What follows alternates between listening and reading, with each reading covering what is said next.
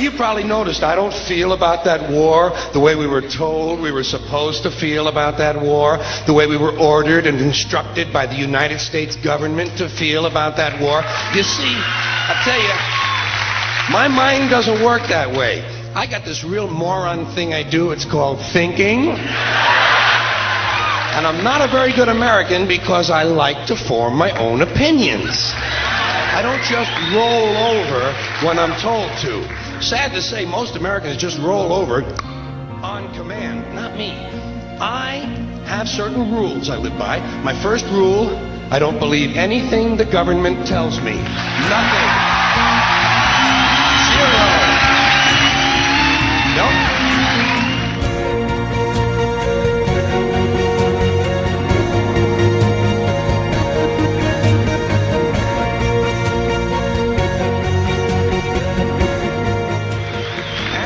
Take very seriously the media or the press in this country, who in the case of the Persian Gulf War were nothing more than unpaid employees of the Department of Defense, and who most of the time function as kind of an unofficial public relations agency for the United States government. So I don't listen to them. I don't really believe in my country. And I gotta tell you folks, I don't get all choked up about yellow ribbons and American flags. Now, to balance the scale, I'd like to talk about some things that bring us together. Things that point out our similarities instead of our differences. Because that's all you ever hear about in this country is our differences. That's all the media and the politicians are ever talking about, the things that separate us, things that make us different from one another. That's the way the ruling class operates in any society. They try to divide the rest of the people. They keep the lower and the middle classes fighting with each other so that they, the rich, can run off with all the fucking money. Fairly simple thing, happens to work. You know, anything different, that's what they're going to talk about. Race, religion, ethnic and national background, jobs, income, education, social status, sexuality, anything they can do, keep us fighting with each other so that they can keep going to the bank. You know how I describe the economic and social classes in this country? The upper class keeps all of the money, pays none of the taxes. The middle class pays all of the taxes, does all of the work. The poor are there just to scare the shit out of the middle class. Keep them showing up at those jobs. Politicians know that word. They use it on you. Politicians have traditionally hidden behind three things: the flag, the Bible, and children. No child left behind. No child left behind. Oh, really? Well, it wasn't long ago you were talking about giving kids a head start. Head start? Left behind? Someone's losing fucking ground here. But there's a reason. There's a reason. There's a reason for this. There's a reason education sucks, and it's the same reason that it will never, ever, ever be fixed. It's never going to get any better. Don't look for it. Be happy with what you got. Because the owners of this country don't want that.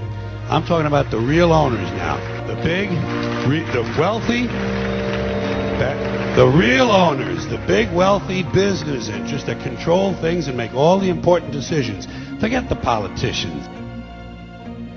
The politicians are put there to give you the idea that you have freedom of choice. You don't. You have no choice. You have owners. They own you. They own everything. They own all the important land. They own and control the corporations. They've long since bought and paid for the Senate, the Congress, the state houses, the city halls. They got the judges in their back pockets. And they own all the big media companies, so they control just about all of the news and information you get to hear. They got you by the balls. They spend billions of dollars every year lobbying to get what they want. Well, we know what they want. They want more for themselves and less for everybody else. But I'll tell you what they don't want.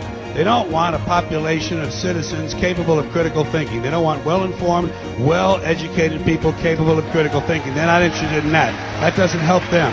That's against their interest. That's right. They don't want people who are smart enough to sit around the kitchen table and figure out how badly they're getting fucked by a system that threw them overboard 30 fucking years ago. They don't want that. You know what they want? They want obedient workers.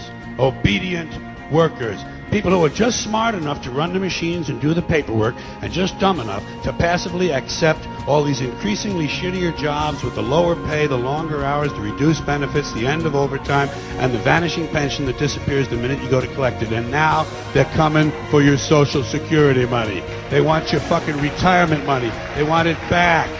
so they can give it to their criminal friends on Wall Street. And you know something? They'll get it. They'll get it all from you sooner or later, because they own this fucking place. It's a big club, and you ain't in it. You and I are not in the big club.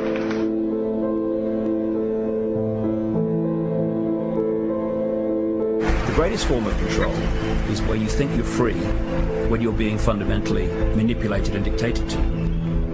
One form of dictatorship is being in a prison cell and you can see the bars and touch them. The other one is sitting in a prison cell but you can't see the bar, you think you're free. What the human race is suffering from is mass hypnosis. We are being hypnotized by people like this. Newsreaders, politicians, teachers, lecturers. We are in a country and in a world that is being run by unbelievably sick people. The chasm between what we're told is going on and what is really going on is absolutely enormous. The greatest hypnotist on planet Earth is a oblong box in the corner of the room. It is constantly telling us what to believe is real. Historically, the control and manipulation of political opinion has been the Freemasons' main weapon in gaining control of countries and states. Once in control of the rulers and politicians of a country, laws and political structures could be changed in accordance with their agenda. However, since restricting the body does not necessarily mean restricting the mind, the Freemason recognizes that their plan for a global government hinges completely on subduing the masses to their agenda, and thus eliminating opposition to their cause. And the greatest threat to their plan, posing more danger than any army or law, is the threat of a free-thinking mind. In order to eliminate this threat and to achieve their objective, the Masons have set about the boldest plan ever devised: the complete control of every aspect of human life, your life. And the weapons they are using against you are in your very homes, entertaining you and your children, and gradually indoctrinating you without you even realizing.